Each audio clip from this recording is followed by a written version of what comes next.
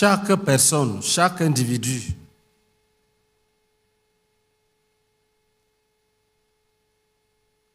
concernant le mariage, chaque individu devrait commencer par servir ses parents.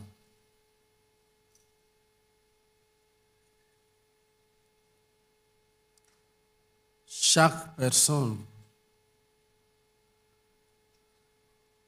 devrait être en train de servir ses parents.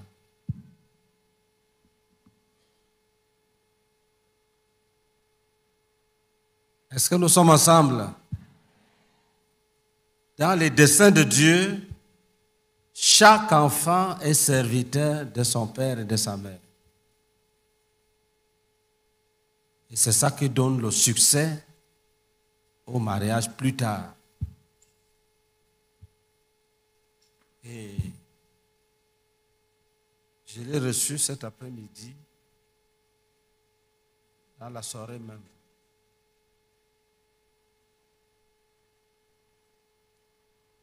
Et quand Josias m'a envoyé les livres qu'il veut qu'on vende, j'ai feuilleté les pensées révolutionnaires. J'ai lu une pensée, lis ça dans la page.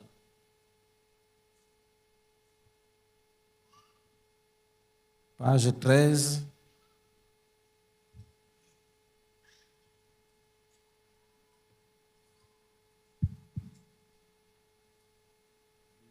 Deuxième paragraphe. Je voulais poser une question de compréhension. Oui, vas-y. Parce que tu disais tout à l'heure que chaque enfant, dans les desseins de Dieu, chaque enfant doit servir ses parents. Oui. En l'occurrence, son père et sa mère. Ce qui conduit au succès dans le mariage plus tard. Oui. Est-ce que les parents doivent être forcément ses parents biologiques ou bien spirituels? Les parents biologiques. Les parents biologiques.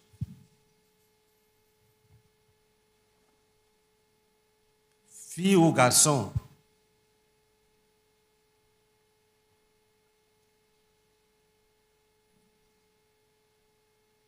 C'est comment? Où est le lecteur? Comment? Le gars se met à lire le livre tranquillement pendant que nous l'attendons ici.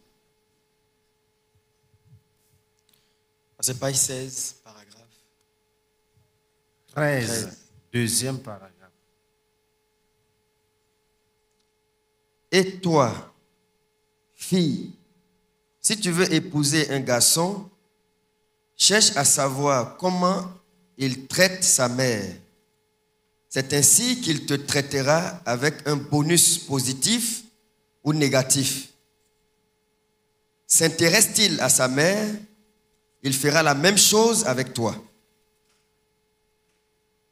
Pourvoit-il aux besoins de sa mère, s'intéresse-t-il à elle, sinon tu deviendras bientôt sa nouvelle mère. Cherche à savoir si le garçon travaille à la maison, s'il cherche à plaire à sa mère. S'il ne le fait pas, tu te rendras compte bientôt que tu as épousé un démon. Tu devras même lui mettre la nourriture dans la bouche un jour. Je reprends. Le livre, c'est Pensées révolutionnaires sur le mariage, page 13, à partir du paragraphe 2. Et toi, fille, si tu veux épouser un garçon, cherche à savoir comment il traite sa mère.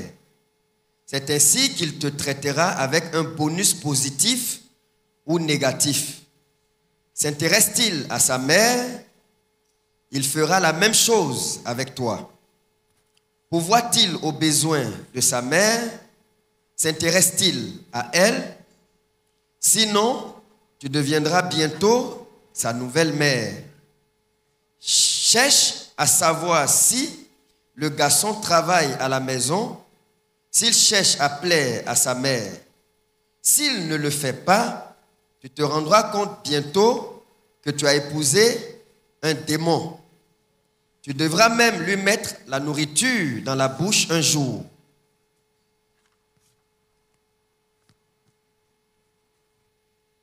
Dieu nous parle.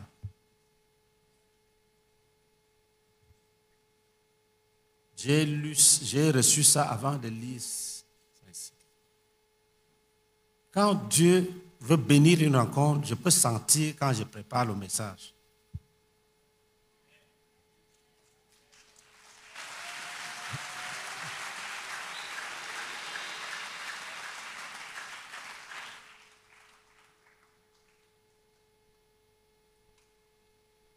Et moi-même, je suis béni.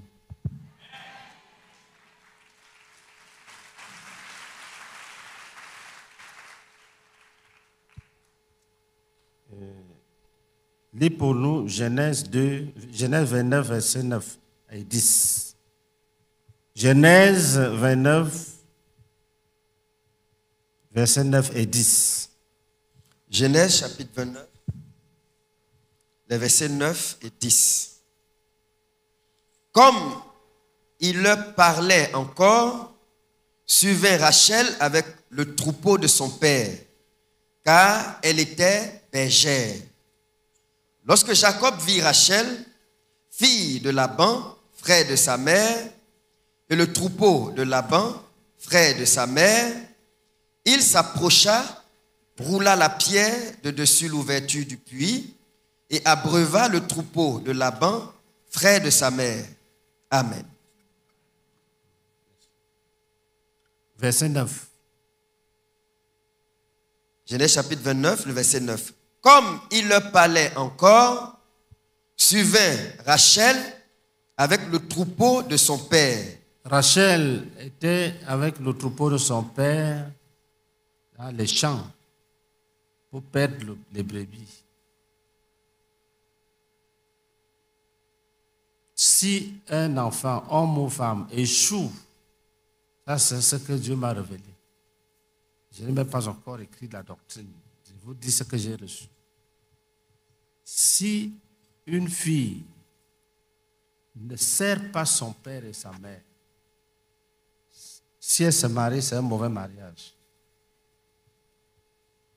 Si un garçon, un frère, ne sert pas son père et sa mère, s'il se marie, c'est un mauvais mariage.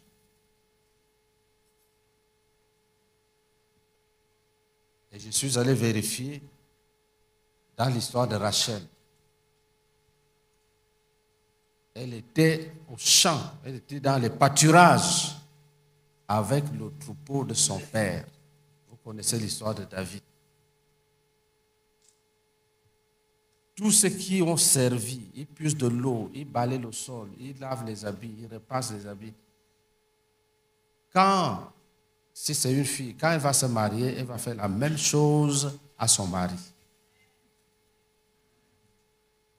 Si c'est un garçon, il va faire la même chose dans son foyer. Il peut aider sa femme à laver les habits, il peut repasser rapidement.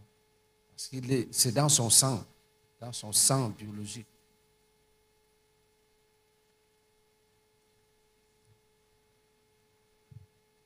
Oui.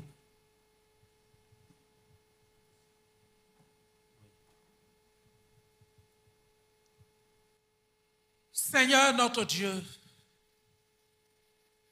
je voudrais te rendre grâce et te dire merci.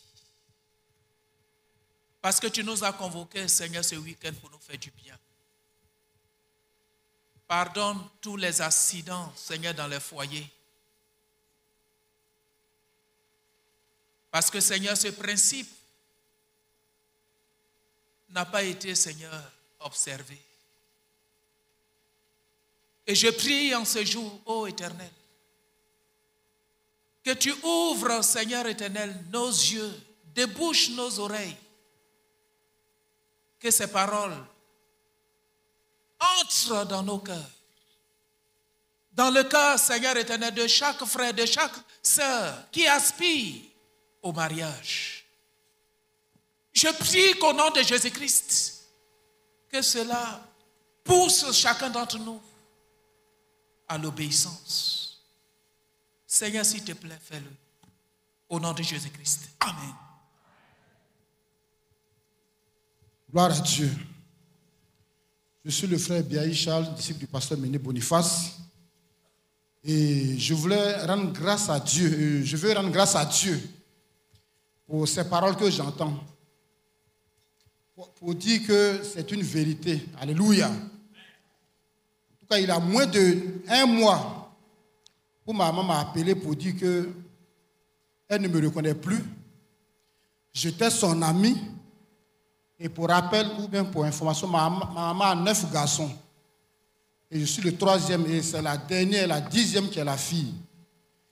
Et ma maman me rappelait que je l'ai abandonné, que j'étais son ami. Parce que parmi les 9 garçons, lorsqu'elle prépare, c'est moi qui vais goûter la sauce. C'est moi qui amène l'eau sur le riz pour déposer. C'est moi qui lève mes petits frères. En tout cas, c'est moi qui l'aidais dans tout. Et elle me disait que j'étais son ami. Alléluia. Ça fait moins d'1 mois que je ne l'appelle plus, que je l'ai abandonné. Et vraiment, je constate effectivement que dans le foyer, même quand on finit de manger, ma femme me demande, non, laisse les assiettes, elles vont venir, les filles vont venir chercher moi-même, je prends les assiettes, je vais dans la cuisine. On amène l'eau sur la table pour laver ma main, je dis, non, mais je vais dans la cuisine, je lave ma main. Alléluia. Je prends les assiettes, ma femme, et puis je prends les assiettes, je les amène dans la cuisine. En fait, c'est pour juste dire que dans le foyer, même je lavais les habits. C'est maintenant qu'une servante lave les habits, je lave les assiettes, j'aime ma femme à faire, je l'aide à faire tout. Alléluia. Et ça, c'est depuis quand j'étais petit que j'avais commencé. Donc, c'est pour dire que ce que Dieu est en train de nous dire, c'est la vérité. Et ma maman m'a appelé pour dire que ce que j'aime, c'est elle qui m'a rappelé tout ce que j'ai entendu, que c'est toi qui lavais tes petits frères, c'est toi qui enlevais l'eau sur le riz pour mettre ça sur la braise. Les bêtés mangent tous les jours le riz. Donc, quand on met le riz au feu, on regarde si c'est cuit ou c'est pas cuit. Quand c'est cuit, tu enlèves l'eau qui est dessus, puis tu mets sur la braise. Tu goûtes la sauce, c'est moi qui faisais tout ça. C'était comme la femme parmi ses garçons. Gloire à Dieu. C'était juste pour rendre grâce à Dieu. Que le Seigneur vous bénisse. Jésus-Christ.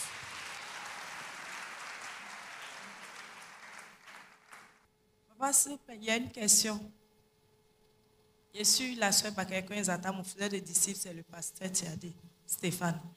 Papa, ma question est que pour une soeur ou un frère qui a été renié par sa famille à cause de Jésus-Christ, parce que la personne a accepté Jésus et la famille a renié cette personne-là. Dans ce cas-là, on fait comment? Parce que nous, par exemple, nous avons été reniés par la famille à cause de Jésus. Parce qu'on a laissé l'islam. Et maintenant, on ne sait plus la famille. Nous, on est ailleurs, la famille est ailleurs. Donc, dans ce cas-là, on fait comment? Parce que la famille dit, tant qu'on ne laisse pas Jésus-Christ, on ne revient pas dans la famille. Et il y a eu plusieurs mots de malédiction, tout. Mais donc, ça fait que nous, on ne peut plus servir la famille, les parents. Donc, dans ce cas, on fait comment? Ça se passe comment, papa? On t'a renié à quel âge? On m'a renié. Bon, on nous a renié, je crois, en 2009. Depuis 2009, on nous a renié. Tu avais quel âge? Bon, maintenant, j'ai... Non, tu ne veux pas dire, ne dis pas. Je veux dire, papa. Oui, dis alors. Non, actuellement, j'ai 38 ans.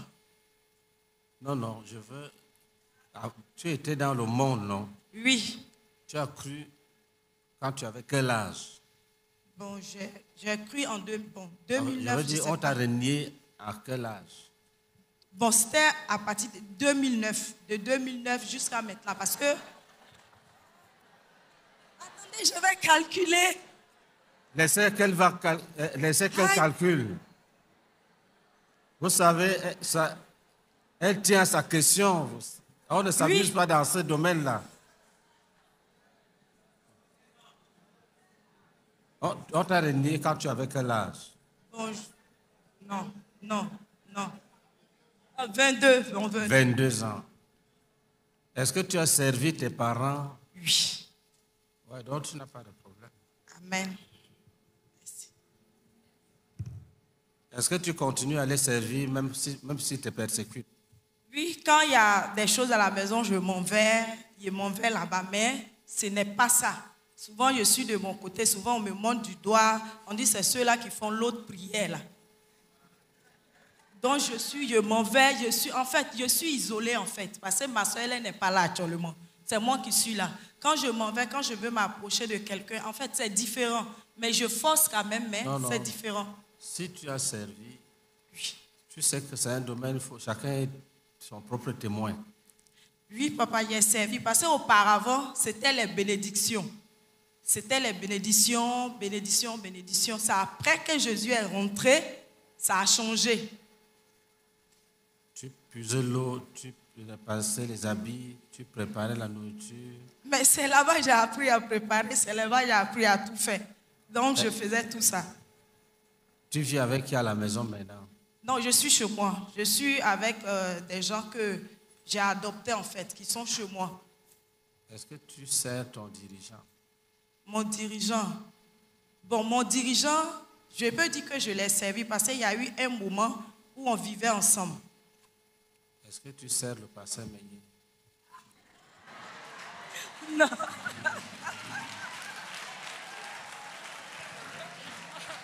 Non. Non. Non. Ton service n'a pas grandi. D'accord. Et ce n'est pas la persécution qui a bloqué.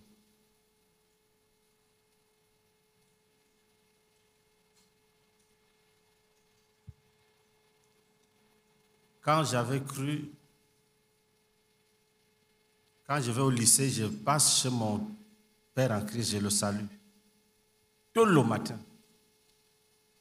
Je ne savais pas que c'était bien. Moi, j'ai fonctionné. Quand je reviens de l'école, je dépose mon sac, je reste debout, je dépose mon sac, je vais le saluer, je reviens. Je reviens étudier. Le service, quand il est là, il prend ton temps, il prend tes moyens, il prend ta pensée. Tu penses, qu'est-ce que je veux faire pour plaire? Ce n'est pas qu'est-ce que je veux faire parce que je suis coincé.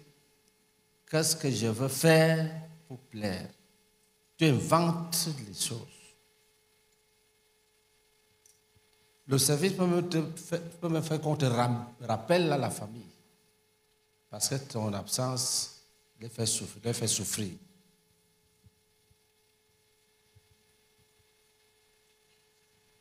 Est-ce que nous sommes ensemble? Donc, va servir. Va les saluer. Tu apportes le riz. Amen. Tu leur donnes. Le service ne finit pas parce qu'on te persécute. Ou bien tu donnes à quelqu'un d'aller leur donner, ils vont prendre. Voilà.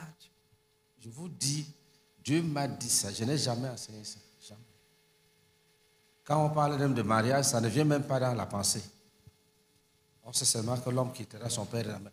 Et c'est là le Seigneur me faisait comprendre que c'est ça qui donne un sens à l'homme qui quittera son père et sa mère. Parce que quand tu faut maintenant te marier, tu dois te libérer. Alléluia. Parce que tu es absorbé par le service à ton père et à ta mère. Tu es actif. Maintenant, pour te marier, tu te sépares. Et tu te maries pour faire la même chose dans ton foyer maintenant. Et je vous dis la vérité, un jour, on va te bénir. Un jour, ta maman va te bénir. Alors que tu as fait ça depuis un beau jour, une inspiration vient, elle te bénit, ça s'accomplit.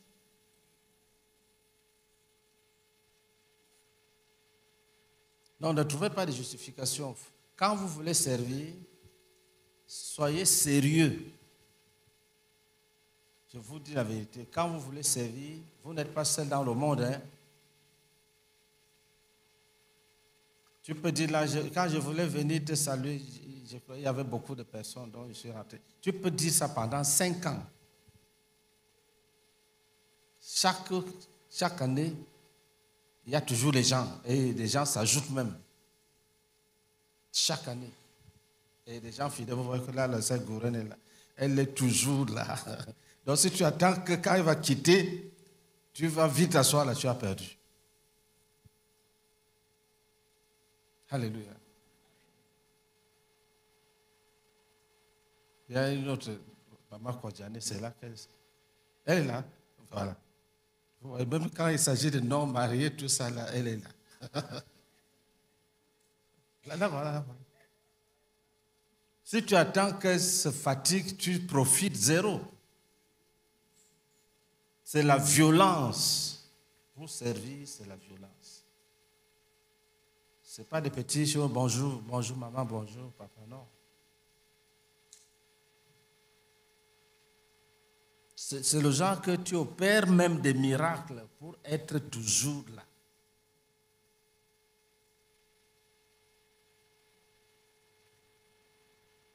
Ne trouve pas de justification pour arrêter le service. Améliore plutôt ton service.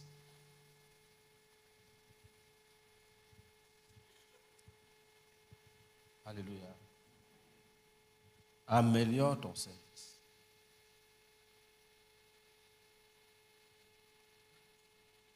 Quand il y a des difficultés, tu crées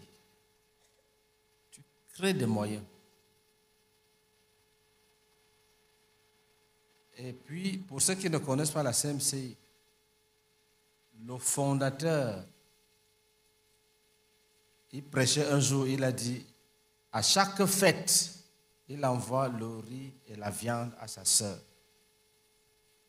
C'est sa grande sœur? Oui, sa grande sœur. Tu as compris tout. Ça veut dire que si toi tu ne le fais pas, ne dis pas que c'est Jésus.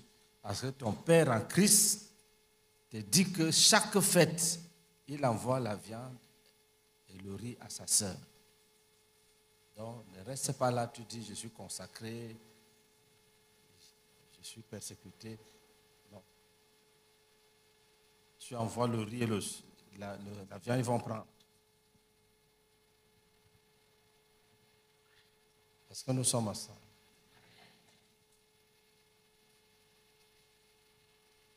Honore ton père et ta mère. Les gens qui n'honorent pas leurs parents sont de mauvais partenaires. Oui, il y a un amen qui sont dehors là.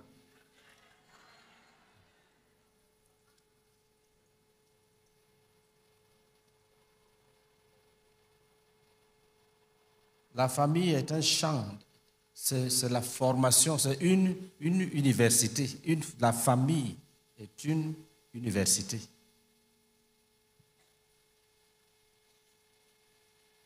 C'est pour cette raison que les enfants qui n'ont pas vu leur père souffrent beaucoup. Ils n'ont pas vu leur père, ils voient seulement la mère. Il manque quelque chose. Il leur manque quelque chose. Si tu es leur pasteur, il faut traiter ça.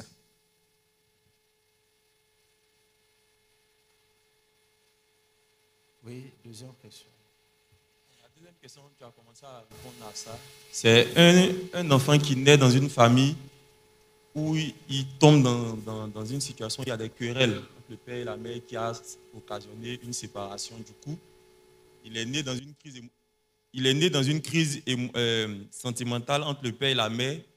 Et il y a eu séparation et les parents s'en prennent à l'enfant. Du coup, il n'a pas de rapprochement avec eux. Et lui, quel sera son sort? Non, il sera un enfant malade. C'est-à-dire la famille c'est le foyer, pas la famille. Tout commence par un foyer sain.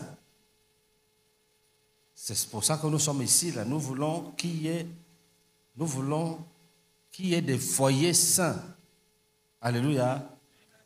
Qui peuvent éduquer les enfants selon la pensée de Dieu. Il y a des conditions pour que ça marche. En voici une.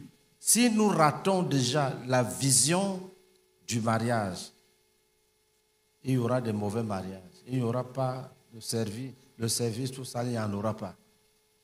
Lorsque les pères tremblent devant les enfants et préfèrent les flatter, lorsque les jeunes ne reconnaissent plus au-dessus de l'autorité de rien et de personne, alors c'est là, en toute jeunesse et en toute beauté, le début de la tyrannie. C'est-à-dire, c'est une société qui sera détruite. Les violences, là, les braquages, pourquoi? Parce que l'éducation a échoué. Les pères, tu veux parler à l'enfant, tu as peur que si je parle, il va me frapper ou bien il va s'enfuir.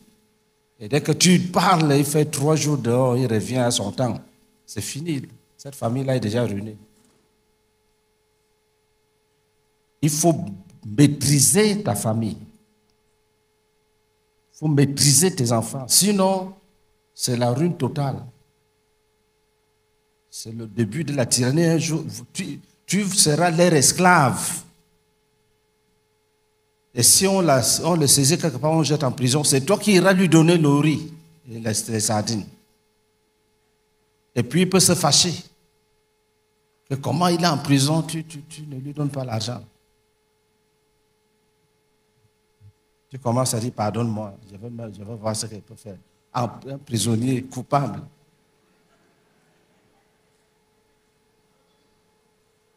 Donc, oui, vas-y.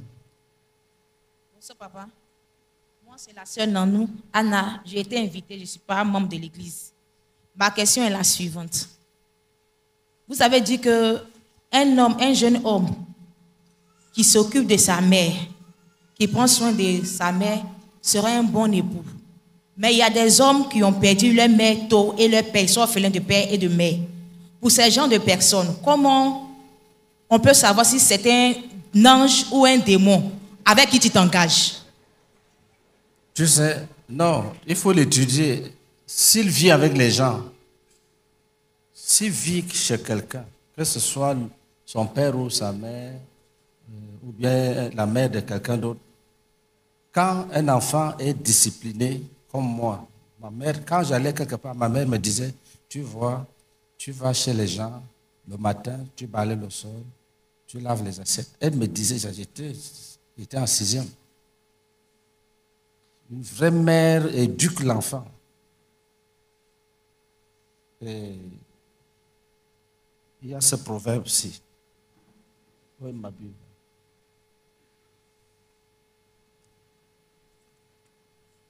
Ce sont des choses très sérieuses. Même si c'est deux amis qui dorment dans la même chambre. J'avais un ami, j'ai travaillé, il ne travaillait pas. Je prends l'argent, je dépose dans notre placard. Il vient, il se sert. C'est-à-dire, quand ça t'habite, ça ne quitte pas. Que ce soit avec les grands ou les petits, il vient, il se sert, sans rendre compte. Pour moi, comme lui, il n'a rien, il faut que je lui fasse du bien.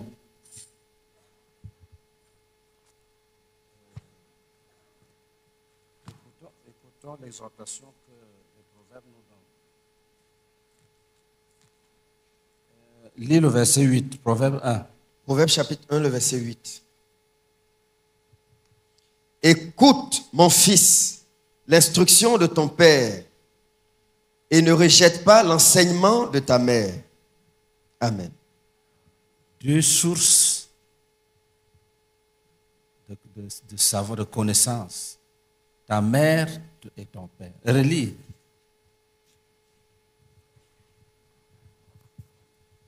Proverbe chapitre 1, le verset 8. Écoute, mon fils. Écoute, mon fils. L'instruction de ton père. L'instruction de ton père. Et ne rejette pas l'enseignement de ta mère. Et ne rejette pas l'enseignement de ta mère. Ça fait partie du service. Tu écoutes leurs enseignements. Et tu vas grandir avec leur sagesse. Avec ça, tu vas en mariage, ça va marcher. Puisque tu es un enfant éduqué. Et il y a des accidents. C'est pour ça qu'on dit le péché apporte des accidents. Les enfants qui n'ont pas de père. Là, il faut une grâce pour qu'ils soient stables. Il faut une grâce. Il y a des moments où c'est la mère même qui cache le père. Comme son père ne m'a pas aimé, il ne verra pas cet enfant. Il ne dit pas le nom de son père à l'enfant. Il ne fait pas voir le père à l'enfant. Il y a plein comme ça. Ça, c'est les désordres. Ce n'est pas le modèle de Dieu. Donc, nous étudions ici le modèle de Dieu. Tu es la fille d'un père et d'une mère. Le père t'éduque, la maman t'éduque, on te donne des informations, on te forme, et toi, tu les sers. Tu mets l'eau au feu. Ta maman dit fais ça à ton père, tu fais bien. Et quand tu vas te marier, pour être paresseuse, ce n'est même pas possible. C'est-à-dire que ton corps même est habitué à ça.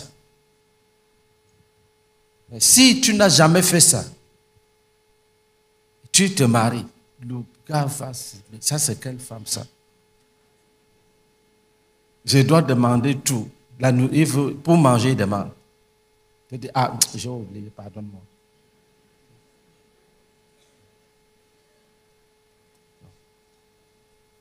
Oui, tu as compris. Que Dieu te bénisse.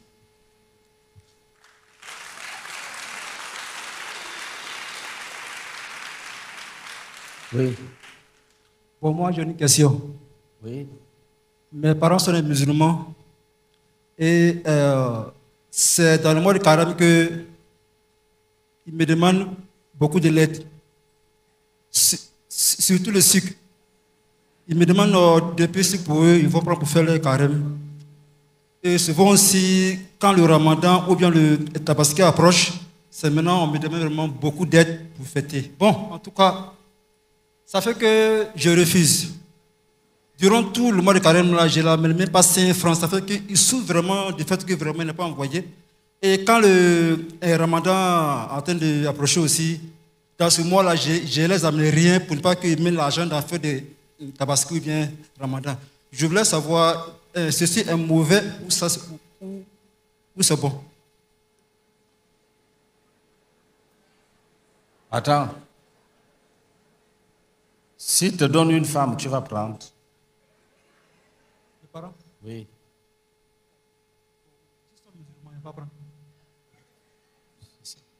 Ça dit que la conversion est une chose très sérieuse. Tu les aimais dans les ténèbres. Maintenant, tu vois, si te donne une femme là, tu vas refuser. Et tu vas refuser, mais tu seras heureux. Donc, s'ils veulent le sucre, dès que le ramadan finit, tu leur offres le sucre. Donner le sucre. Dès que ça finit, dès que le ramadan finit, ils ont fait carême. Après, tu viens maintenant à ton tour les rendre visite avec le sucre.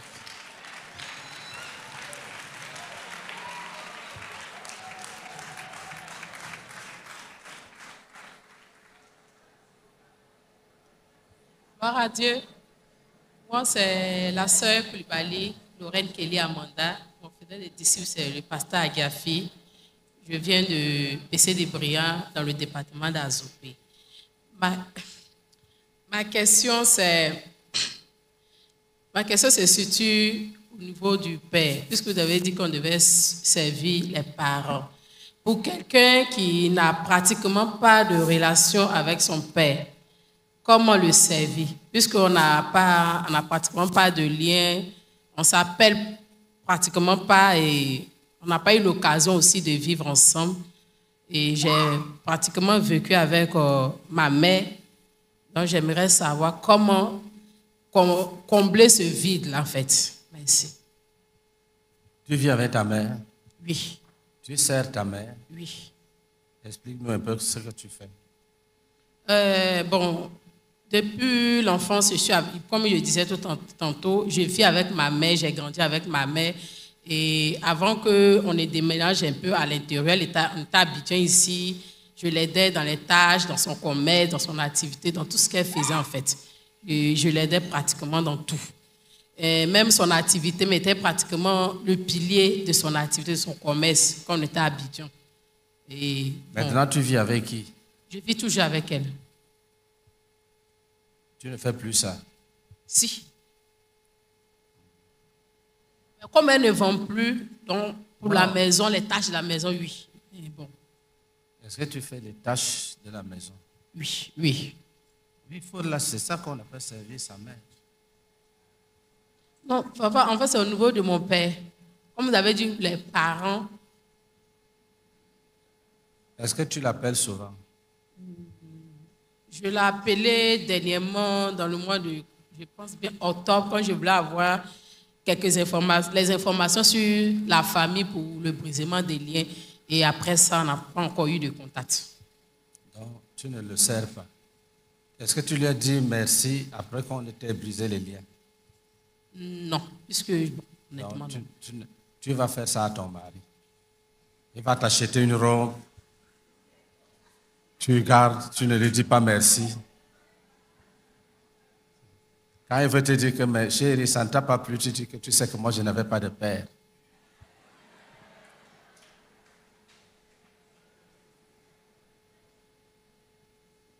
Pour être reconnaissant, c'est un service.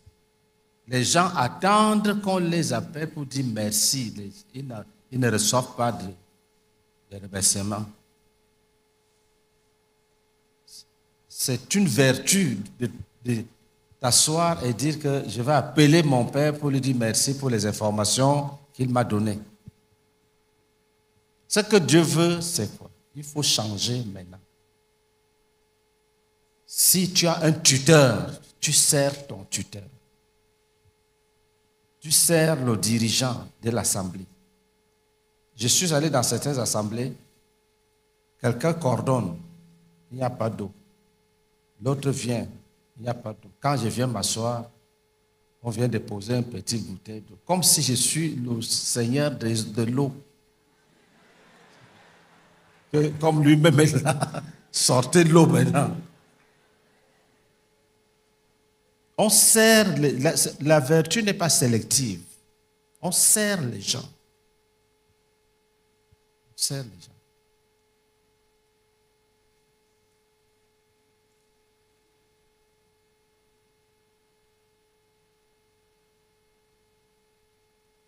Vous voyez, les missionnaires, dès que leur retraite a commencé, ils ont acheté les ventilateurs,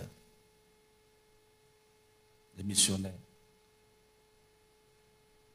Donc, quand ils ne sont pas là, tu vois les gens qui ont chaud ici, alors qu'il y a les ventilateurs. Il manque quelqu'un qui peut aller prendre et brancher. Même ça, là. Parfois, il manque quelqu'un pour venir brancher. Et les gens sont là, ils sont assis. Donc, c'est ça, l'esprit du service manque.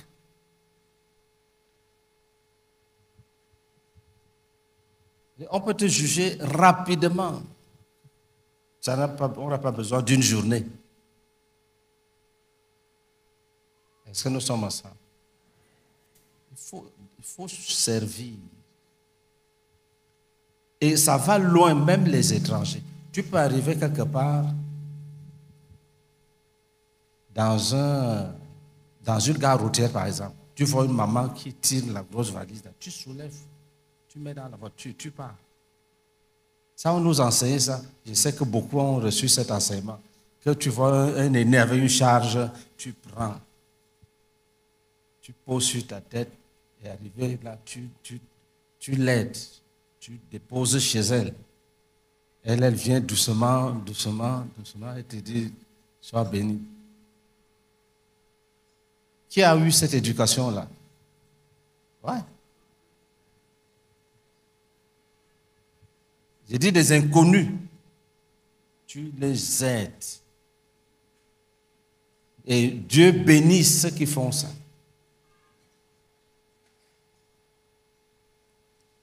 Même dans l'Ancien Testament, tu vois l'animal de quelqu'un qui est égaré.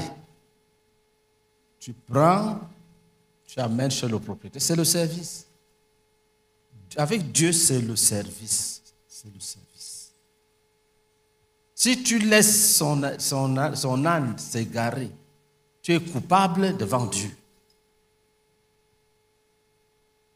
Tu es coupable devant Dieu. Gloire à Dieu.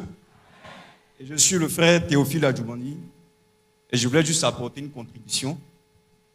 Et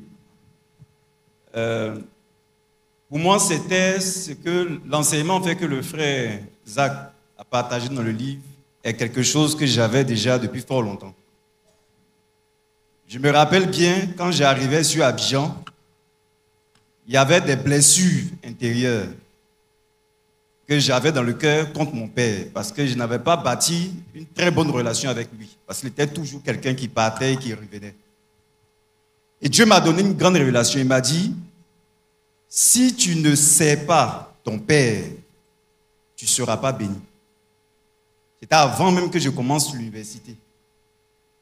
Dieu m'a dit que si tu ne sais pas ton père, tu ne seras pas béni. Et tes enfants ne seront pas bénis. Donc, première chose que j'ai faite, je me suis retiré pour traiter mon cœur d'abord. Et pour pardonner toutes les blessures. Parce que certains services manquent parce qu'il y a un cœur qui est blessé. Il y a d'autres qui trouvent la vie chrétienne comme une échappatoire pour fuir le service. Surtout lorsqu'on dit qu'il faut renoncer à la famille. Là même, ils sont heureux. C'est quelque chose qu'ils cherchaient. On dit renonce à ton père. Il dit d'ailleurs, mais il était méchant. Et puis il fuit. Or, il a créé une chaîne de malédiction. Comme ça, parce que s'il a fui son père, toi aussi tes enfants vont te fuir un jour. Et c'était clair. Avec ma mère, il y avait une relation. Mais avec mon père, la relation n'était pas potable. Quand j'ai fini ce travail, je l'ai appelé et dit, papa, je te pardonne pour tout ce qui s'est passé avant. Tu es mon père, je t'aime. Alléluia. Et il m'a béni. Frère, ça a ouvert plusieurs portes. Et je vous dis la vérité, à la maison, il y avait déjà le service. Et quand le pasteur parlait, je me suis souvenu que hier, mon épouse était en train de faire quelque chose. Et j'ai vu les assiettes. Je suis rentré dans la cuisine. J'ai pris les assiettes. J'ai déposé. J'ai commencé à laver les assiettes. Les enfants sont venus regarder. Jésus-Christ. À la maison, même s'il y a une servante, si quelque chose n'est pas fait, je ne donne pas des ordres. Je prends moi-même le balai. Je balaie. Je ramasse. Je vais mettre ça à la poubelle. Je ne dis pas que Dieu m'a honoré, j'ai tel titre. S'il y a des choses à faire, je fais. Je lave même les habits de mon épouse parfois. Je prends, je mets dans l'eau, je lave. En fait, j'ai appris ça à la maison. À prendre les habits de ma mère et de mes parents pour laver. C'est ce que j'ai appris à la maison, là, que je ne fais que répéter dans mon couple. Quand une chose n'est pas faite, je ne viens pas crier, je viens, je ramasse ce qu'elle ne peut pas faire, là. Je prends et je fais. Et puis après, je dis, chérie, je t'aime. Et puis c'est fini. Acclamons Jésus-Christ. Elle a 2 mains, elle a 2 pieds, j'en ai aussi. Ce n'est pas mon titre. Je lui ai dit que même si tu veux, va au travail. Je lui ai dit ça plusieurs fois. Je dis, tu veux aller au travail. S'il y a des tâches ménagères, je peux gérer. Il faut me laisser seulement à la maison. Si tu me dis que laisse ton travail, reste à la maison, je resterai. Je vais m'occuper de la maison. Et je vais servir le Seigneur. Mais je n'ai pas appris ça là, dans le couple. Ça a commencé à la maison, avec mes parents. Quand mon père a un sac, un bagage, je cours, même jusqu'à aujourd'hui. Je prends son sac. Mon père ne peut pas marcher avec un bagage, et puis moi j'ai les mains libres. Je prends mon sac, je donne à un disciple. Moi-même, je prends son sac. Et puis j'attends qu'il me bénisse.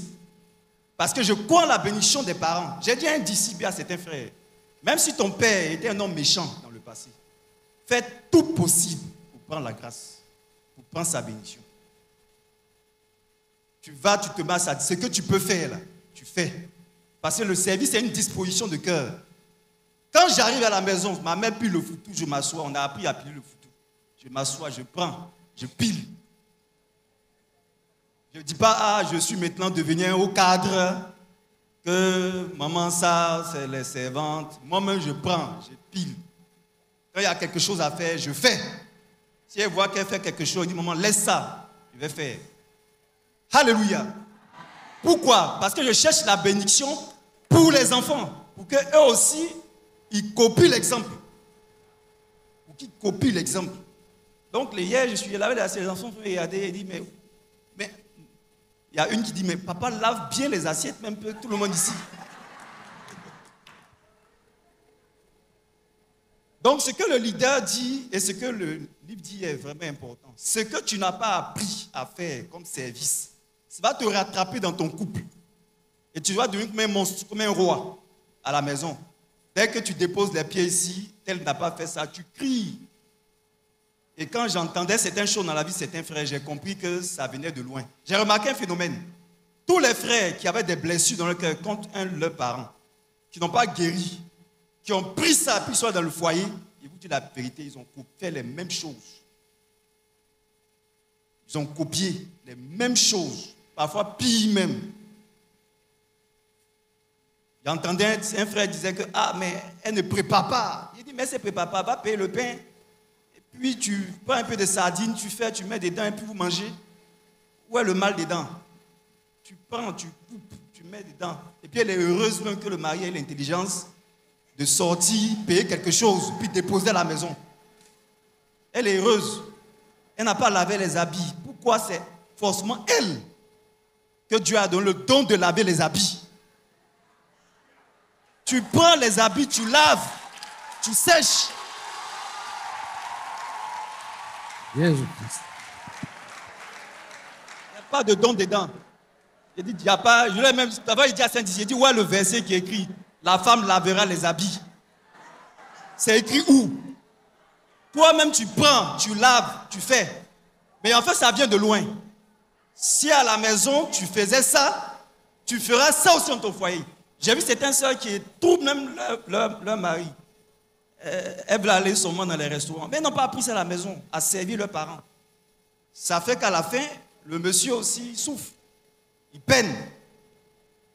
Et le pasteur a dit une chose qui est révélationnelle, mais moi j'ai pris ça au sérieux. Si tu veux te marier, regarde le comportement de la sœur à la maison, vis-à-vis de ses parents. Parce que j'ai dit un jour à quelqu'un d'ici, que si ton épouse, je prends par exemple une sœur ou un frère, si ton épouse n'a pas servi son père, ce n'est pas toi un bonhomme qu'elle a vu, qu'elle a aimé en un jour, ou en un mois, ou en une année, qu'elle va te servir dans le temps. Il y aura une date de péremption. Quelques jours après le mariage, sa vraie nature va descendre dans le foyer. Ce qu'elle n'est pas habituée à faire là, elle ne fera plus. Et tu seras surpris qu'elle était gentille. Elle était gentille parce qu'elle te montrait le salon. Dans les fiançailles. Maintenant, elle te montre la chambre. Si tu es un frère, c'est la même chose. Tu ne servais pas ta mère. Quelle femme tu vas servir? Tu ne peux pas supporter ta mère malgré ses défauts. Tu ne pourras pas supporter la sœur avec ses défauts. Tu ne pourras pas. Tu vas voir qu'elle ne sait pas faire ça. Telle sœur sait faire ça. Toi, tu ne sais pas faire ça. Telle sœur fait ça. D'ailleurs, je regrette. J'aurais voulu prendre notre sœur. Et là, comment elle fait? Elle fait bien. Toi, qu'est-ce que tu fais ici? Non. Mais si tu as appris à aimer ta mère et à la servir malgré ses faiblesses, avec ce qu'elle est, même si elle n'est pas là à l'école, tu vas apprécier ce qui est bon dans ton épouse. Amen. Donc, c'est un principe. Il n'avait pas vu ça dans le livre, mais je savais depuis fort longtemps que mes parents m'avaient dit, j'ai vu ça dans la Bible, que regarde comment la sœur ou le frère, ce qu'il fait avec ses parents, ce qu'il fait là. S'il est méchant, sa mère ne l'encourage pas. Tu dis, oh, il faut faire, renonce même à elle. Mais voici, je suis là. Il va renoncer à toi un jour, quelques années plus tard. Donc, je vais juste dire que ces paroles sont puissantes, qu'il faut les prendre au sérieux. Surtout, si aujourd'hui tu faisais mal, il faut corriger. C'était les blessures intérieures, il faut guérir. Il faut guérir. Le service, c'est une nature. Ça n'a pas besoin de dire que j'ai mon travail et ceci. Le jour où tu descends auprès des parents, ça vient. Si aujourd'hui tu dis que je suis trop occupé, maintenant je suis trop occupé, je ne peux plus servir. C'est faux, tu ne servais pas. Même si tu es occupé aujourd'hui, que tu descends vers les parents, tu vas te retrouver comme un enfant. Et la dernière fois que j'ai appelé ma mère pour échanger avec elle, c'était hier. Et je vous dis la vérité, il y a beaucoup de crises que j'ai évitées grâce au conseil de cette femme qui n'est pas allée loin à l'école. Quand je l'appelle, je dis, je vois telle chose ici, qu'est-ce que tu en penses? Elle me dit, non, ça, il faut éviter, ça, c'est comme ça. Mais c'est parce qu'elle savait qu'elle me donne les secrets. Si elle était blessée, là, elle a dit, vas-y, mon fils, vas-y. Dans ce cas, tu vas voir clair devant. Donc, que Dieu bénisse abondamment.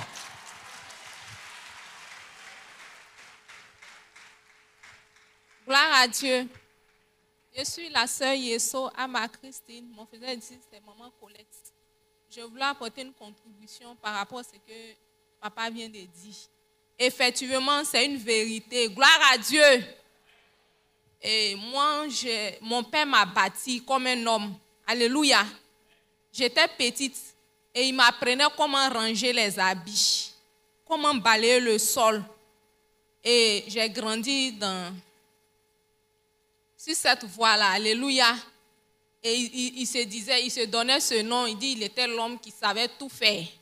Il savait préparer, il savait laver ses habits, il savait repasser, il savait aussi nettoyer le sol. Même quand il pleut, il se réveillait et sous la pluie, là, il est en train de brosser le sol.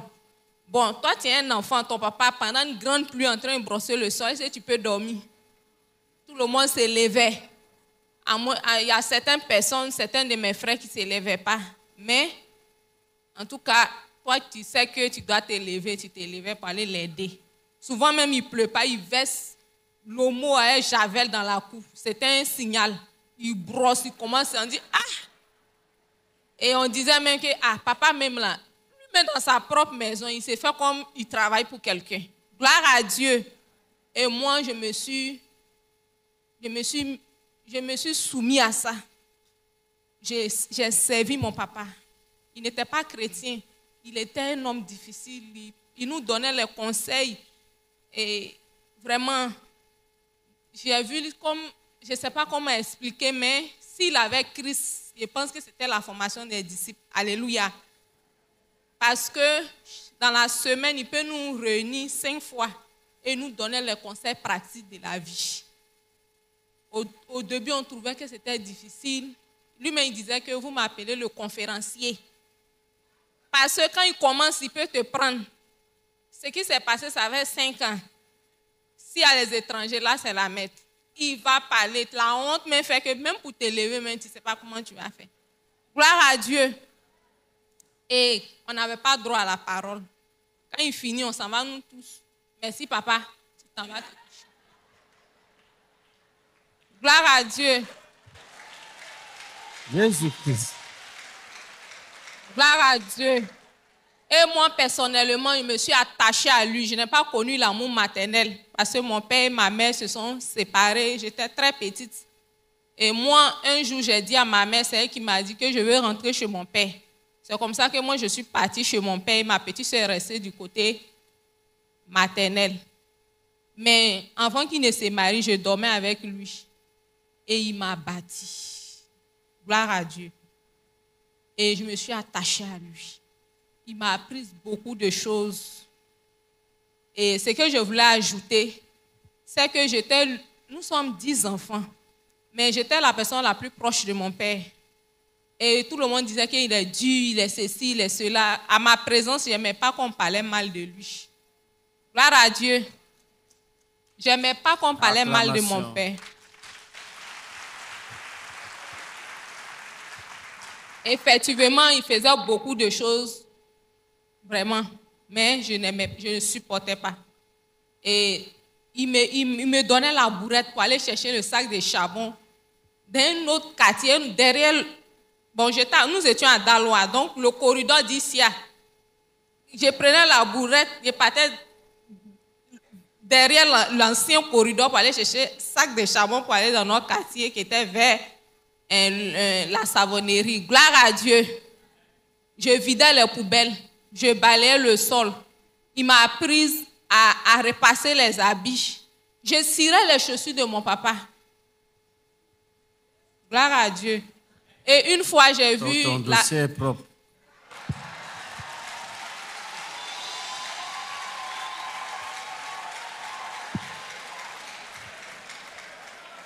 à Dieu.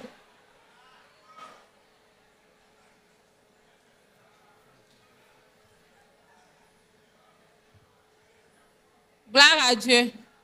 J'étais l'une des personnes qui pouvait rentrer dans la chambre de mon père et mettre son parfum. Puis quand il rentre, il sourit, il ne parle pas. Gloire à Dieu. Et il m'aimait beaucoup. Même quand j'ai commencé, parce que je n'étais pas dans le Seigneur. Et quand souvent je dormais, souvent je fais semblant de dormir. Quand il arrive, même si c'est à 23h, il dit, allez-y, réveillez Christine.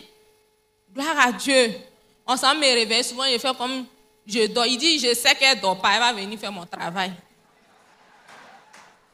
Et je me réveillais pour aller faire son travail. Alléluia. Quand mon père est décédé, tout le monde craignait. Mes frères et mes soeurs disaient, hey, Christine va devenir quoi? Gloire à Dieu. Parce qu'il était l'une des personnes qui l'a vu ces derniers instants. Et vraiment, un jour, et une chose que je voulais ajouter, mon père était un fonctionnaire.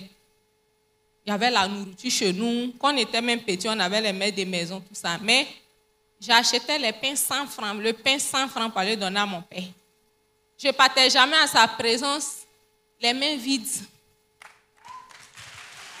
Acclamation à Jésus-Christ.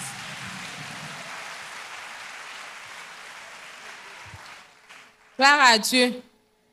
Si je dois aller le trouver à Daloa, à la gare, j'achète un gobelet 500. Il pouvait acheter un gobelet 10 000 même pour boire dedans. Un jour, il m'a regardé et dit, ma fille, parmi tous mes enfants, je sais que le jour où tu vas travailler, tu ne vas jamais m'oublier. Chers frères et sœurs, chers parents, je n'ai pas travaillé, mon père est décédé, mais je peux dire que j'ai donné à mon père. Jésus. Souvent, je n'avais pas l'argent sur moi, mais quand je partais quelque part où je pouvais cueillir un fruit, ça peut être du citron, cacao, en tout cas, les choses que je sais qu'il aimait, je lui apportais pour qu'il fasse son café. Et je cherchais toujours à lui donner, même si un parent ou bien une connaissance m'a donné un complet d'épargne, il y en avait un morceau pour lui donner. Vraiment, c'était une histoire d'amour, une histoire de formation, une histoire de formation des disciples, même s'ils n'étaient pas dans le Seigneur. Et une chose aussi que je voulais ajouter, c'est que quel que soit ce que je suis en train de faire, quand je vois mon papa venir de loin, je cours. Une fois, une soeur que j'avais gagnée me dit que, vous, mais quand votre papa vient, tout le monde court pour rentrer dans la cour. Et je rentrais pour être là. Là, s'il avait besoin de moi, je pouvais travailler pour lui faire. En tout cas, le servir, merci, le servir. Et ça a continué comme ça. Même quand je faisais les désordres, parce que j'étais dans le monde, il me pardonnait. Gloire à Dieu. J'ai fait un désordre, j'ai fait un enfant. Je me souviens, une de mes grandes soeurs était enceinte en 2001. En ce moment, je n'étais pas encore aussi truc. Et mon père la battait. C'est moi-même, je partais l'attraper, papa, pardon, et puis il laisse. Quand je demande pardon, il laissait. Et quand j'ai eu la grossesse, mon papa a coulé les larmes, puis il a dit, ma fille là, je l'aime beaucoup. Même s'il n'y a pas propriétaire, je vais mettre mon nom sur cet enfant. Gloire à Dieu. Et vraiment, le Seigneur a fait. Et cela est resté en moi. Je pouvais rentrer dans la chambre de mon père et aller. Il était déjà ordonné. Tellement qu'il était ordonné, le jour où il est décédé, c'était l'habit qu'il avait porté pour aller à l'hôpital. C'était le seul habit sale. Tout était dressé. Dressé. Et il nous a communiqué cela. Et c'est resté en moi. Partout où je suis passée, c'est comme, comment je peux dire ça? Une seconde nature pour moi. Et vraiment, le Seigneur m'a dit que si je veux être béni de servir. Une fois, j'étais chez mon tuteur, je passais devant sa chambre conjugale. Et la voix du Seigneur m'a dit, range cette chambre comme ma chambre. Et je suis partie, j'ai commencé du plafond jusqu'au sol. Il a coulé les larmes. Il dit, ma fille, c'est ce que je veux, c'est ce que j'aime. Gloire à Dieu. Et vraiment, je vais rendre grâce à Dieu. Parce que c'est une grâce, ce n'est pas permis à tout le monde. Je vais dire merci à Dieu parce que tout ce que papa est en train de dire, c'est une vérité. Ça fait que je me sens à l'aise partout où je passe. Quelqu'un peut dire tout sur moi-même pour dire qu'elle dort. En tout cas, ce n'est pas un esprit méchant qui allait lui dire de me donner ce faux témoignage-là. Vraiment, ça ne peut pas être possible. Je fais tout pour faire quelque chose que je peux faire et bien faire sans chercher d'intérêt. Ça, il faut que j'ajoute. Je servais mon père sans chercher quelque chose. C'est-à-dire qu'il me donne l'argent et qui me donne quelque chose. Et même quand souvent je pleurais, je dis que qui va m'envoyer? Le pasteur Goba Jean-Paul dit que moi-même, il m'a envoyé, je vais t'envoyer, il faut arrêter de pleurer. Viens, il est envoyé. Gloire à Dieu. Donc, je veux rendre grâce à Dieu. Aujourd'hui, je ne suis pas encore mariée, je suis fiancée. Mais Jésus-Christ. Mais je planifie. Dans mon esprit, je me dis, voici comment je dois m'occuper de mon mari. Je cirerai les chaussures de mon père, je vais cirer les chaussures de mon père. Jésus-Christ. Je repassais les habits de mon père, je vais repasser les habits de mon mari. Je faisais la cuisine à mon père, je dressais la table, je débarrassais aussi la table. Je faisais les décorations, je ne savais même pas faire grand chose, mais je plaçais les trucs pour embellir. Quand il voit, il est content, il souriait. Je vais le faire pour mon mari. Gloire à Dieu. Et je vais dire merci à Dieu. Je ne voulais pas rendre témoignage parce que j'avais honte. Le Seigneur m'a délivré de la honte. Mais aujourd'hui, le Seigneur m'a fait grâce de venir m'arrêter ici pour rendre ce témoignage. Ça, c'est la délivrance. Et je vais dire merci à Dieu. Je vais dire merci à Dieu. Ça n'a pas été facile pour moi d'oublier mon père. Mais le Seigneur m'a guéri parce qu'il a dit qu'il est le père des orphelins. Et une fois, j'ai vu la sœur Anne Daniel embrasser papa en haut ici. Et elle a embrassé, elle lui disait quelque chose. Mais là, on commençait à couler. J'ai dit, elle a attrapé son papa. Gloire à Dieu. Et je dis, mais c'est mon papa aussi. Alléluia. Et aujourd'hui, je peux embrasser. Ton dossier est propre.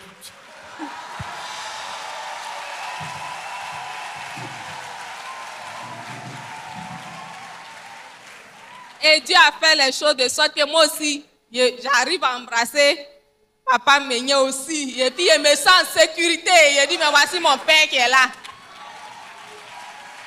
Je vais rendre grâce à Dieu. Je veux rendre grâce à Dieu.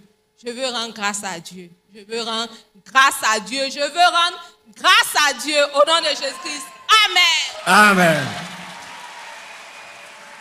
Le président est touché. Je suis très touché. Et je t'offre ce livre.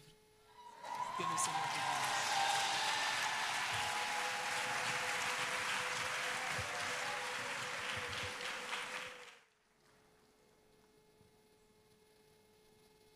Dans la doctrine biblique, le service est le résultat du dépouillement et du renoncement.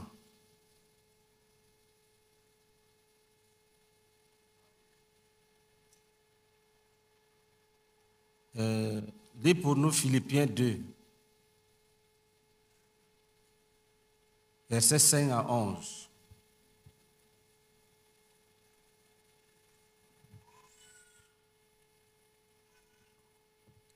Si tu veux servir, il y a un chemin.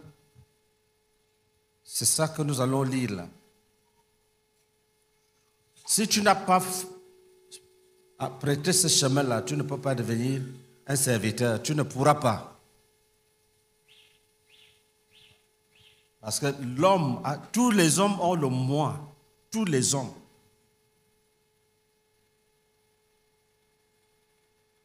Lis. Philippiens chapitre 2 du verset 5 au verset 11. Ayez en vous les sentiments qui étaient en Jésus-Christ, lequel, existant en forme de Dieu, n'a point regardé comme une proie à arracher d'être égal avec Dieu, mais s'est dépouillé lui-même en prenant une forme de serviteur. Il s'est dépouillé lui-même en prenant une forme de serviteur. C'est toi-même. Quelqu'un me demandait, est-ce que c'est toi-même ou bien c'est Dieu? Non, chacun se dépouille soi-même. Continue. En devenant semblable aux hommes. Tu prends une forme de serviteur et tu deviens serviteur. Dieu laisse le rang de Dieu. Il descend et quand il est descendu, il se rend serviteur. Donc il se dépouille des habits de roi pour porter les petits habits des manœuvres, des serviteurs. Vous savez que les rois, rien que les habits, tu sais que ça c'est un roi. La couronne et tout ce que les rois mettent sur eux, les chaussures, même la canne. On ne te dit même pas que voilà le roi. Toi, tu regardes, tu sais que c'est voilà le roi qui arrive. Mais quand Jésus est venu, il a enlevé tout ce qui pouvait le rendre grand. C'est ça qu'on appelle se dépouiller. Tous les droits, toutes les prérogatives, tous les avantages, tout. Il a tout abandonné. C'est pour ça qu'on l'a arrêté. Sinon, Jésus-Christ de Nazareth, personne ne pouvait le saisir. Personne. Rien que à la question, qui cherchez-vous? Les gens qui ont dit Jésus de Nazareth, ils sont tombés. Ils n'étaient même pas fâchés. Parce que quand Jésus va se fâcher, on appelle ça le jour du Seigneur. Une fois. Pour l'heure, il sauve les âmes.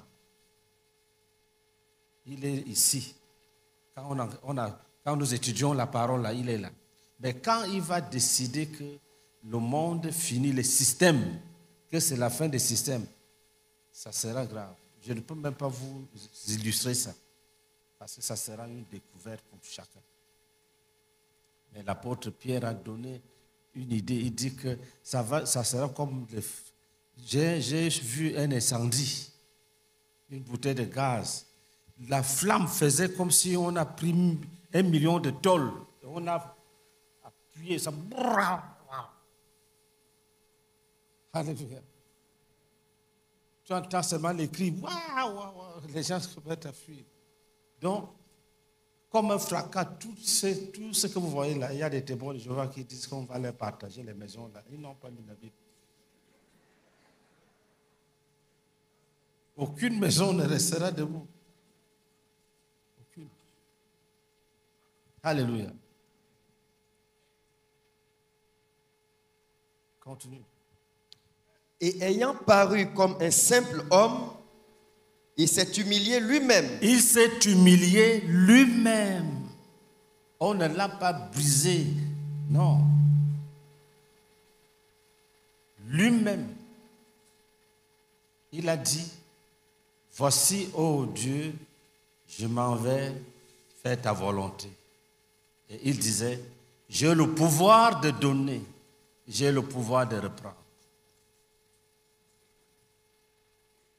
Il peut donner sa vie, on le tue, et il peut ressusciter. C'est ce qu'il a fait. Continue. Se rendant obéissant jusqu'à la mort. Il s'est rendu obéissant jusqu'à la mort. Tu dois te rendre obéissant. Ça, c'est le chemin pour devenir un serviteur. Il était Dieu, il devient homme, après il se rend obéissant, il devient un serviteur obéissant. Et continue. Même jusqu'à la mort de la croix. Il obéit jusqu'à la mort, et pas n'importe quelle mort, la mort de la croix, avec toutes ses humiliations. On crache sur lui, on frappe, on le déshabille, on partage ses vêtements, on tire au sort sa tunique, on perce avec une lance, tout ça. Parce qu'il est venu servir son Père. Son Père avait besoin d'un sacrifice permanent. Une offrande permanente pour l'expiation de tous les péchés, une fois pour toutes. Et il était le seul qui pouvait le faire. Alléluia. Continue. C'est pourquoi aussi, Dieu l'a souverainement élevé. Dieu l'a donc souverainement élevé. C'est un chemin de bénédiction. C'est un chemin de bénédiction, de croissance spirituelle, d'autorité même. Dis. Et lui a donné le nom qui est au-dessus de tout nom. Et il a élevé le nom de Jésus au-dessus de tous les noms qu'on peut imaginer, même les noms qui n'ont pas été nommés. Jésus est au-dessus de tous ces noms-là. Le nom de Jésus est au-dessus de tous ces noms. Nous-mêmes, nous avons les preuves et les témoignages. Alléluia.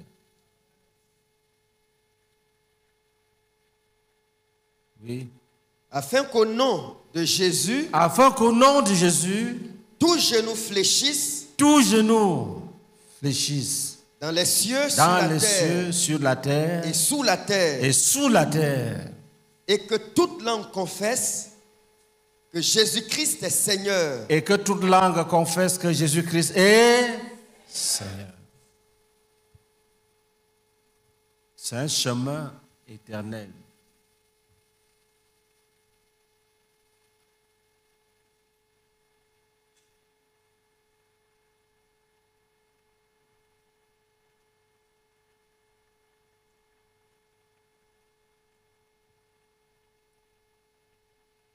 Si tu vis dans une maison, sers les gens de cette maison-là.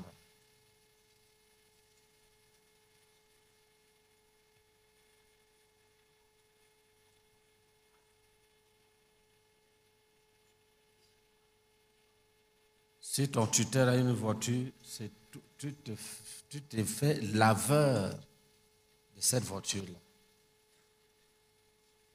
Volontairement et bien. De telle sorte que quand il va dans quand on lave les voitures, et quand toi tu laves, on voit la différence. Il va te dire, je préfère que tu laves ma voiture. Toi, tu es très fort. Alléluia.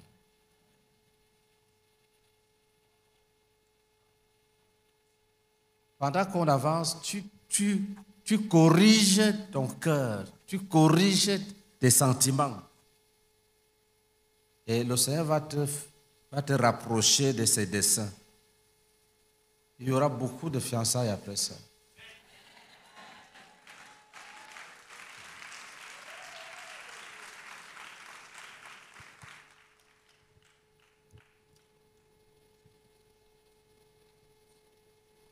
Il y aura beaucoup de mariages qui sortent de la volonté de Dieu. Pourquoi? Parce que les gens ont cédé.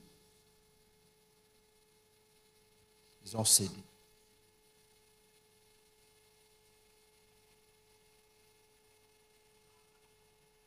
Est-ce que nous sommes ensemble?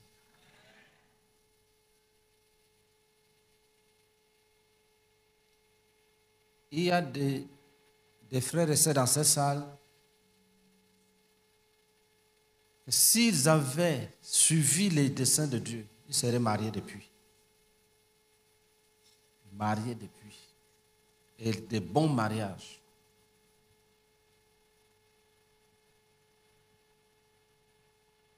Mais les images des mariages qu'ils ont dans l'esprit sont des inspirations des démons. Le diable leur donne une inspiration malsaine, ça complique tout. Là, Dieu vous regarde. Dieu n'entre pas dans un jeu pareil. Il regarde. Il regarde. Quand tu dis Dieu ne me fait pas ça, Dieu ne me fait pas ça. Il dit, regarde-moi ce petit. Il est fou.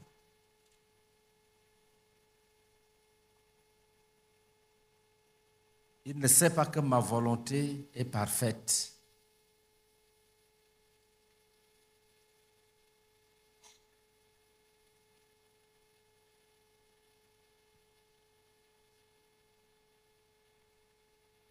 Quand Dieu agit, il fait triompher l'amour et la grâce.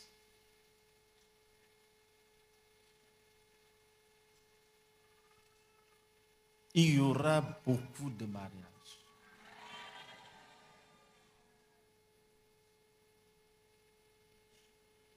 Quand Dieu regarde ses enfants, il constate qu'ils ne sont pas heureux. Il constate qu'ils ne sont pas heureux. Il dit, il n'est pas bon que l'homme soit seul. Je lui ferai une aide semblable, une épouse convenable.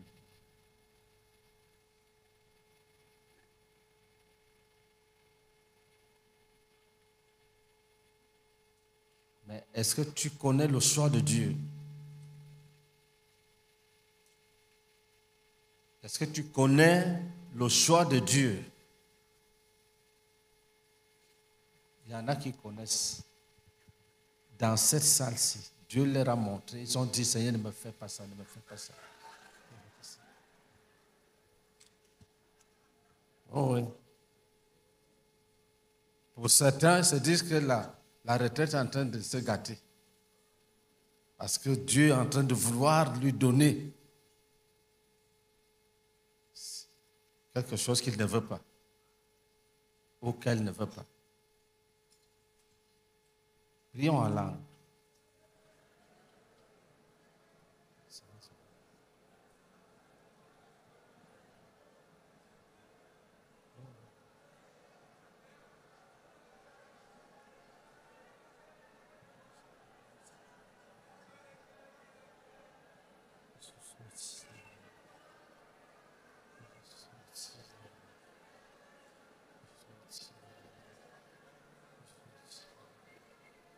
Oh,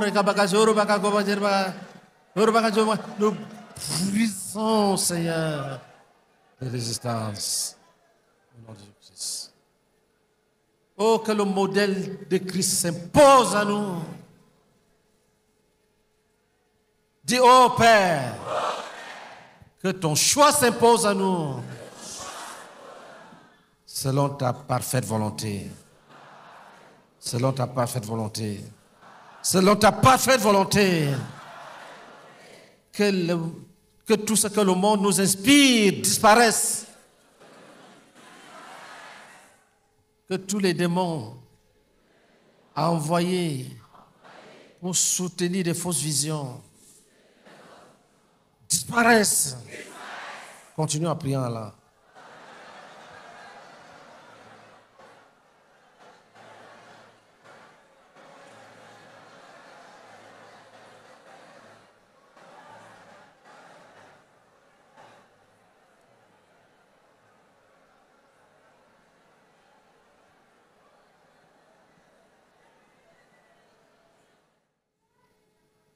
Dis, oh Père, bénis-nous avec la puissance d'opérer des choix à partir de ta volonté parfaite. Ta volonté parfaite. Ta volonté parfaite. Ta volonté parfaite. Ta volonté parfaite. Prions en langue.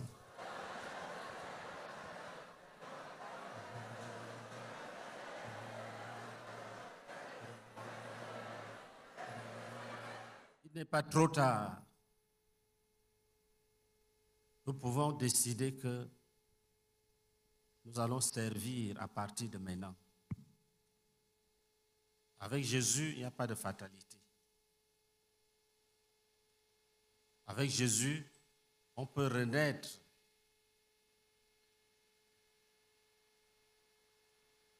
Le premier mariage était selon la volonté parfaite de Dieu. Un homme avait reçu du travail, Dieu lui a donné le travail et il a travaillé et il se retrouvait seul et il n'était pas satisfait. Et Dieu a constaté, Dieu a dit, je vais lui donner une aide. Voilà le modèle divin. C'est Dieu qui te donne un mari. C'est Dieu qui te donne une femme. Alléluia.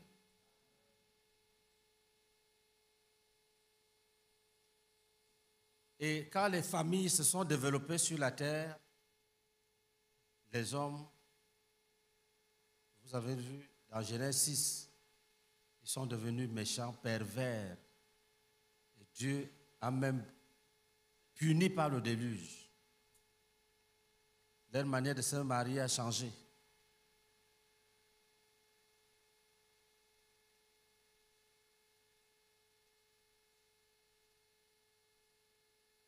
Même leurs relations sexuelles sont devenues perverses.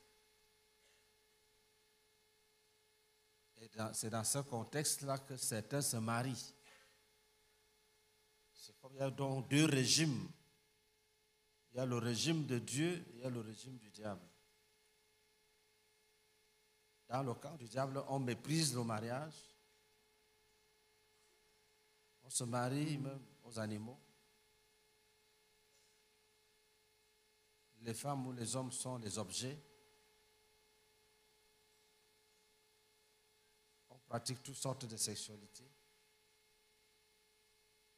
Et il y a les enfants de Jésus qui sont remplis du Saint-Esprit,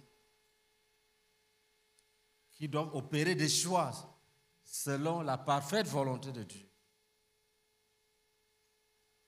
Il faut que ce soit vrai.